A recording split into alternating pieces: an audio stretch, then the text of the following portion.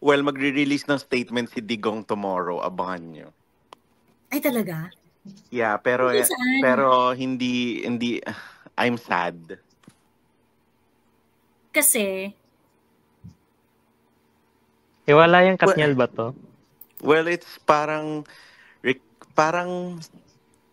parang basta may something tapos sabihin lang ni Tatay Diggs, basta tanggalin mo na lang yung PI, ganto ganyan. Basta ganun which I do not approve, pero sino naman ako, 'di ba? So so hintayin parang niyo na lang. makikipagbati na, parang ganun. Parang I don't know. Talaga. Kasi tawag dito, I think above anything else, ang iniisip nila, stability, ganun. Parang he doesn't want a divided nation because of him.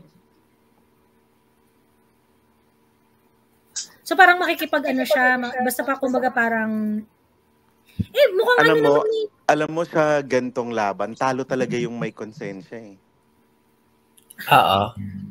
Correct, Daryl. Correct, direct. Alam mo yung Solomon na yung nag-aaway sa anak, sino yung totoong nanay, tapos yung nung sinabi ni Solomon nga ba yun? Yung, sige, hatiin yung bata. Tapos yung sabi ng isa, ay, wag, sige, kanya na lang, wag nyo lang saktan yung anak. Then binigay ni Solomon dun yung bata kasi sabi niya, ito yung totoong nanay. Diba? Yung may consent, yung merong Pag may konsensya ka talaga, talo ka. Pero sana... So, ibig mo sabihin na parang meron tayong Solomonic problem ngayon. Kesa Mahati, sige, hindi ko na lang ipupush para lang hindi I don't know. But that's what I heard. Pero, paano ko ba sasabihin to? At least, Joey, the achievement of the week. I don't want to award everything to Senator Amy, but she played a huge part. Maybe the achievement of the week was to, let everybody know that we are displeased, we are disappointed. Ngayon, everybody's posting about it That's why I'm making patol tama nga kami, ganyan, so that it will flourish So, at least the nation knows na we are disappointed. And all the disappointments, they keep on coming. So, at least it's a good start. Ako, direct promise, parang until ma-end tong 6 years ni BBM, disappointed na ako. Wala na siyang gagawing matino. Lalo na ngayon pag nakikita ko yung pagbumukha ng asawa niyang pakalat-kalat sa TV o kaya sa social media, nakakairita. Parang mahirapan siyang i-redeem yung pamilya. Bakit? Yung in disappointment the first ng place, Binoy... Sorry, direct go. In the first place, anong parang na siyang gagawin? Hindi siya ang gumagawa. Hindi siya. So, still, when you say those things, it gives me the notion na parang you don't know what's happening. He'll not do anything. Yun nga, direct kasi yung hindi niya paggawa, diba, yung hindi niya paggawa ng kahit ano, yun yung nakakasama ng loob. Kasi yung, we are banking on him. My God, we were just stupid. I'm sorry. It took a while. I've been processing all of this. Alam mo yan naman, Joey, kung gaano kahirap para sa akin na aminin, no? But thank God, if you will view my wall, ni isang vote for Bongbong wala. Pero that's not an excuse. We helped him. Ayaw man tanggapin ng asawa niya o ng kahit sinong Poncio Pilatong nakapaligid sa kanya. What we did, Senator Amy and I, with our Lenlen series, helped a lot.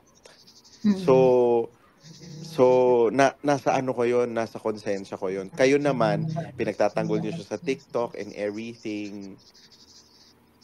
Ang ko dyan, we carry it we're as guilty. So, alam mo yon, kaya tayo ang mas galit when they say, bakit, ano bang ambag mo sa ganyan, ang putang inang yan, walang kamalay-malay yan sa ambag natin na ang hirap ipagmalaki ng clout, ang hirap ipagmalaki ng influence, ang hirap ipagmalaki ng pagtatanggol, ng pagdi-defend ng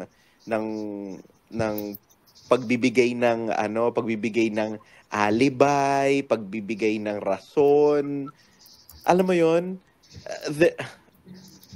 Ako talaga sobrang disgusted ako. I don't wanna use the term disappointed because I'm not expecting anything. Because if you are close to Senator Amy, more or less you have a grasp kung anong mangyayari. Sabi ko nga kay Senator because your brother has the name, you have the brains. Akala ni Senator, siguro ako ano ko lang to this is my own analysis. This is not Senator's words. Akala siguro ni Senator Amy, pakikinggan siya ng kapatid niya. Hindi niya alam habang pumapasok na sa kampanya, nababakuran na siya Nababakuran na yung isa. So ako, that's the biggest lie that Senator ever believed. So ako, ang ano ko na lang yan is to rally the people, not in the streets, but to make them I don't care. I don't get offended. I don't get hurt when people say, natanga ka, nabudol ka, and all. Kasi those people who are saying na nabudol ako and all, these are pinks. And nasan ba yung mga kakampi ni Lenny ngayon? Katabi na ni Bongbong. So parang mas nakakatawa sila for me, matapos yung mag-moral, di ba? Di ba? Yung pala, makikipagkantutan rin naman pala kayo sa sinusukan ninyo. Sila yung tunay na unity team. Exactly. So ako parang hindi ako masyadong affected to that effect. Ang effect nito sa akin is seeing Inday in a very difficult position, seeing Senator Amy in a very difficult position. Ako if only I can share to you the death threats I receive, the all of this stress that I've been receiving for the past months. Nako, sobrang pinagsisisihan ko talaga.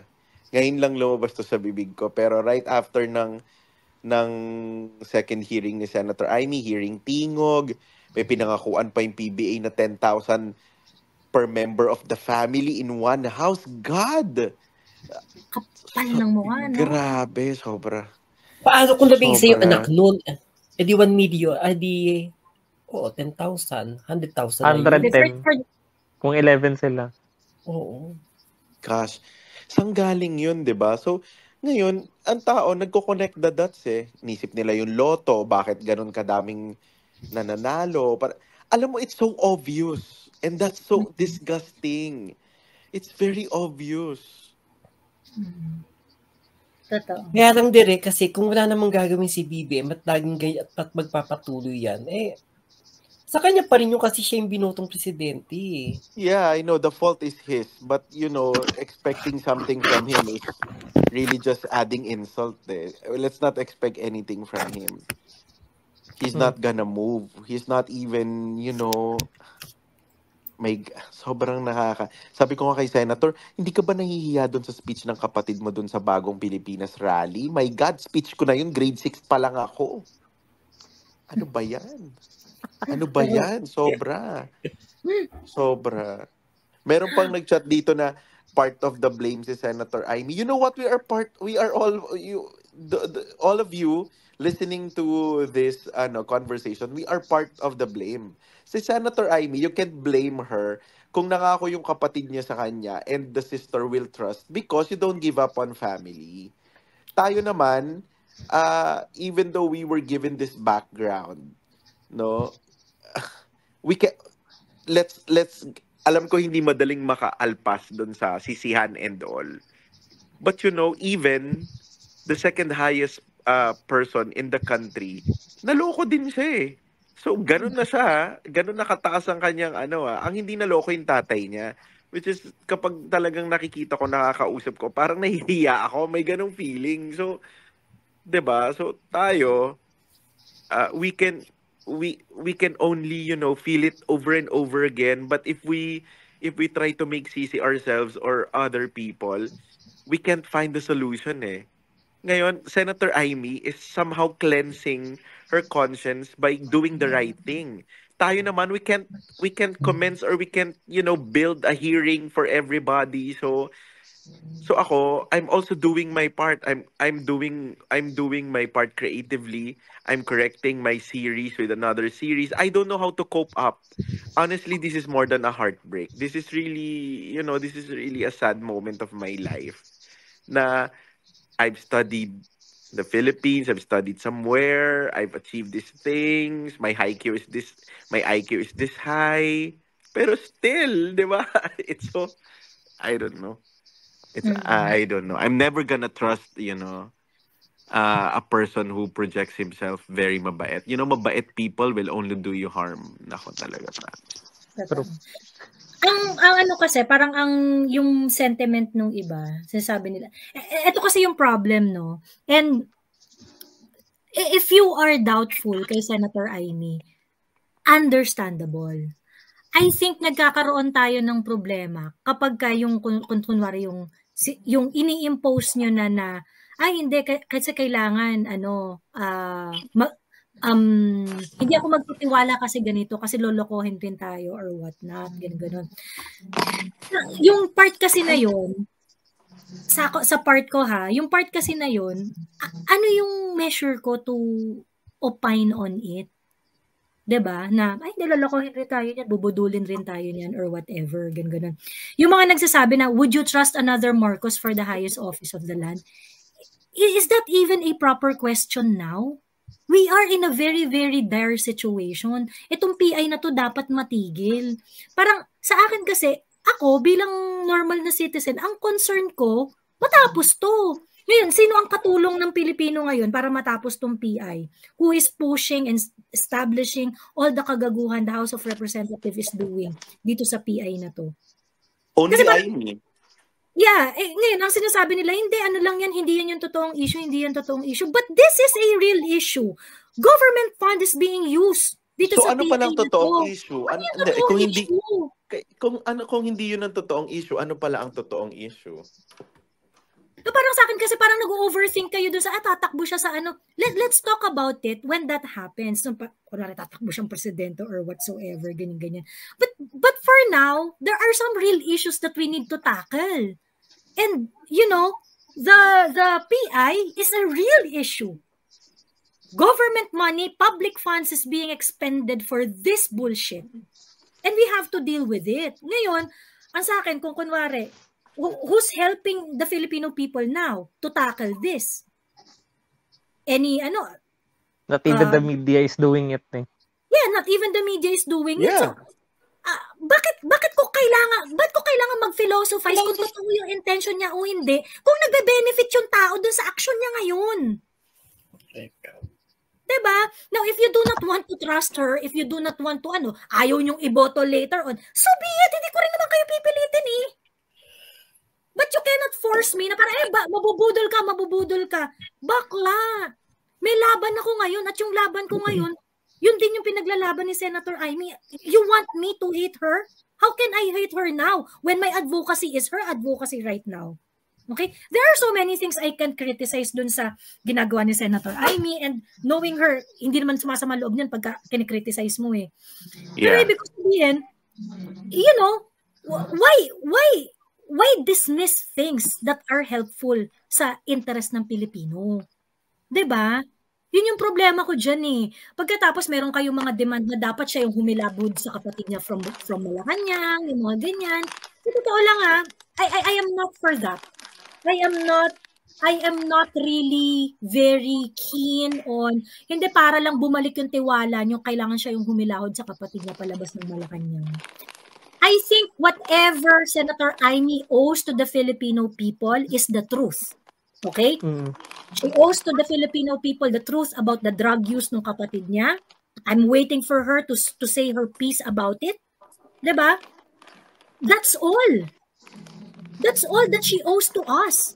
Pero yung parang, talaga, yung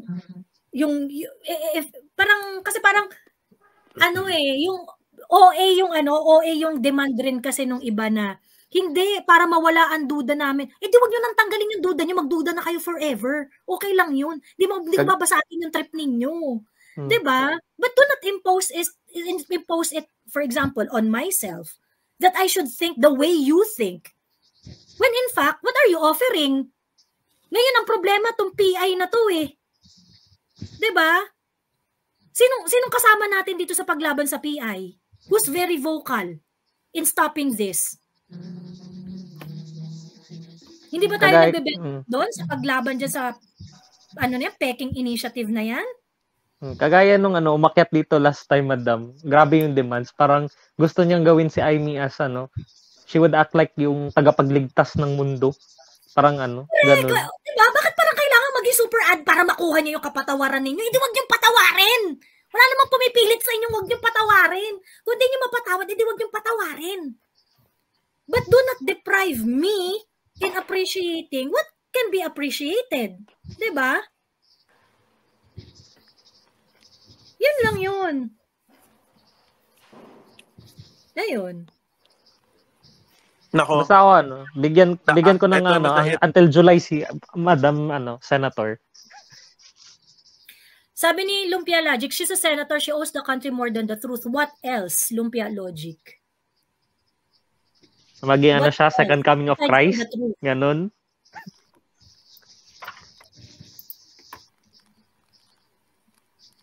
What else? Please identify. I want to understand. What else?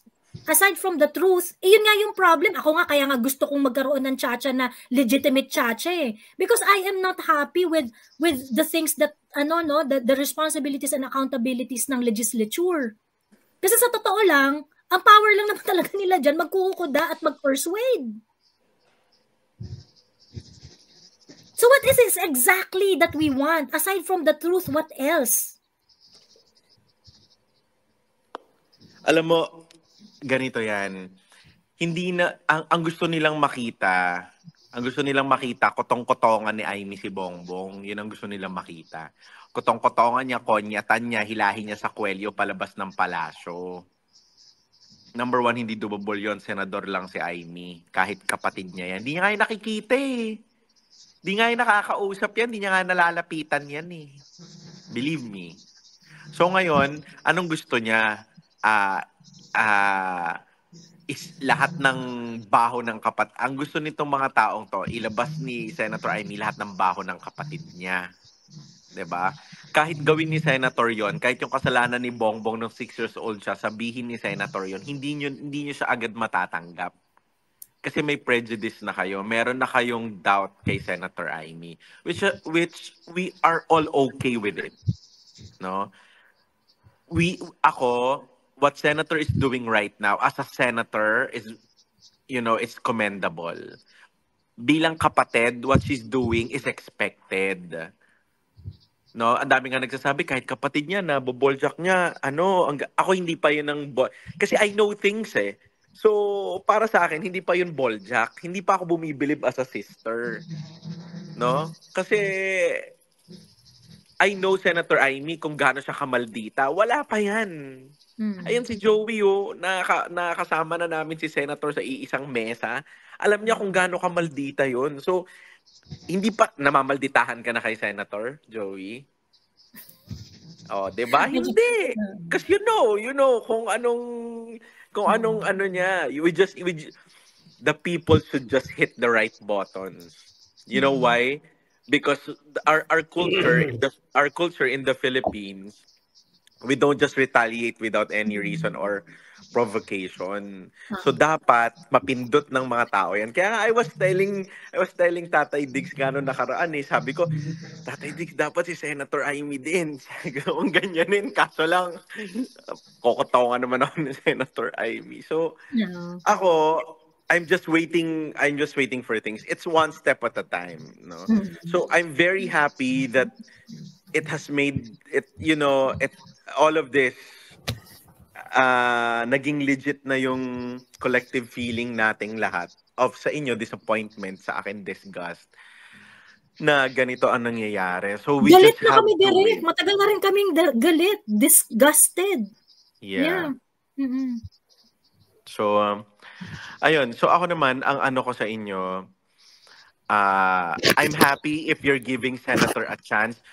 to those who are very appreciative, to those who are very very open-minded, and to those who are very what do you call this? Very understanding kung saan nagagaling si Senator. Coming from a very close friend, nagpapasalamat ako. Yun, hindi nyo alam ang iniiyak niyan pag uwi niya sa bahay. So nagpapasalamat ako.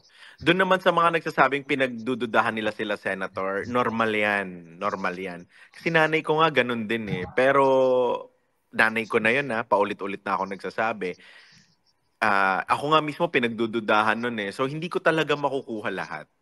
Pero doon sa mga nagsasabi na hindi na rin nila pagkakatiwalaan si Aimee and all, that's the reason kung bakit tayo nandito sa place nito nung una. Bigla-bigla tayong nagtiwala. Tapos ngayon kung bigla-bigla tayong manghuhusga ulit, walang mangyayari. Tignan natin yung actions ng tao, hindi lang yung salita. Tignan natin yung actions. So, masyadong I just wish mabilis ang araw, pero we just have to suffer day by day. And kasabay niyan yung pag-live natin ng sarili nating buhay. Pero ako nagpapasalamat ako. So, apologize to the country about Uniteam propaganda. My God, you're stupid.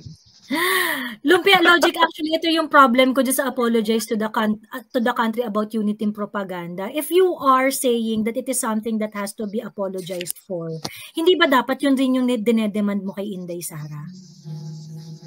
Kasi para sabihin nyo, eto kasi yung hindi ko magets na parang, hindi naman kasi sasali sa Uniteam si Inday Sara kung hindi dahil kay Senator Aimee. Kasi you are treating Inday Sara as a stupid leader. 'Di ba? Na parang, ay, hindi, naloko lang siya, na ano lang siya. Ginagawa niyong uto-uto yung tao. Ginagawa niyong uto-uto yung tao. Abogada yun. Hindi logical na sabihin ninyo na parang, ay, si Senator Aimee lang yung may kasalanan ng Uniteam propaganda. You know what? In this Budalan, there is only one person na there's only one, camp that has to be blamed. And that is yung ng budol. Nobody else. Nobody else. Diba? Sino ba yung ng budol? Sino ba yung nangako na iba yung ginagawa? And just to make it clear, right after ma-close ni Senator Aimee ang Inday Sara for VP, puwera na siya.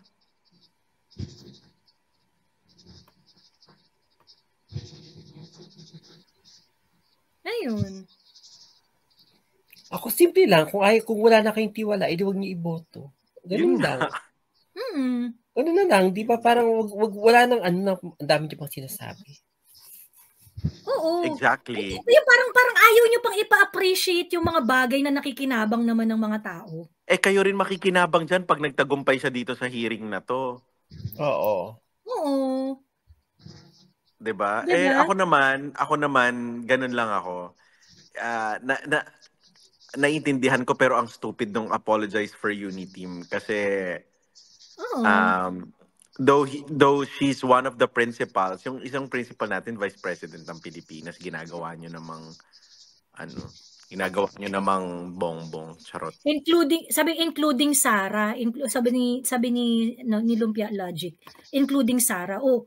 Why don't I hear Inday Sara pagdating dun sa, ito dapat masisi tong dalawa na to, di ba? Hindi, at saka ganito yan. Yung Vice President nga natin, saying good words pa rin kay President. Hanggang yun si Senator Aimee nga tumitira na di ba? Hindi niya nakinaya. So, nako ako isa lang sinasabi ko pag nakakausap ko si Inday, sabi ko sumusunod lang sa Manang VP. Kung anong nasa likod mo si Senator Aimee. So, sabi niya, taasan ng standards natin na citizen versus politician. Do you think kapag nagsa-speculate ka dun sa intention, do you think that is a good enough standard? Again, ito pa ulit-ulit kong sinasabi sa sa live ko. This is how I do my politics. Okay? Kagaya ngayon, for example, si GMA. I cannot agree with GMA now na susuportahan niya si Tambi. Why? Because Tambi's politics is making the Philippines an ayuda nation. Now, whatever play GMA has in her mind or whatsoever, I know she's a very good politician. I know she has a game plan or whatsoever. As a Filipino, who receives their policies, who consumes their policies in this country. I cannot agree that she's going to support Martin Romualdez. Nagets Pero niyo ba? may tanong ko lang, dapat taasan ang standard natin as citizen versus politicians. Paano standard? Mga Lenny standard? Ganun ba yan? Yun nga yung tinatanong ko, Mami Lai. Kaya anong standard? That we are going to speculate on the intention that you do not have any role in the first place? Wala tayong dapat gawin kung hindi tong nangyayari ngayon. Ito na lang muna tayo. Yan, pangarap na yan yung standard. Pangarap yan. Alam nyo, napakabata pa ng bansa natin. Tingnan nyo nga kung nakakailang presidente pa lang tayo compared sa presidente ng ibang bansa. Masyado tayong gigil. Ito na lang munang problema natin. Itong problema natin. So, yung standards na yan, it's as far as a dream. Correct. Si Martin niya hindi abogado. Abogado po si Martin Romualdez, ang alam ko. UP Law yan. UP Law si Martin Romualdez, as far as I know. Ayun. So, yun yung yun yung hindi ko gets. Yung parang, I think I explain, this has been my approach to politics since day one. Okay? I am a private citizen consuming the policies of this government. And so I can appreciate politicians whose act and advocacy benefit mine. That's it, Pansit. I am not here to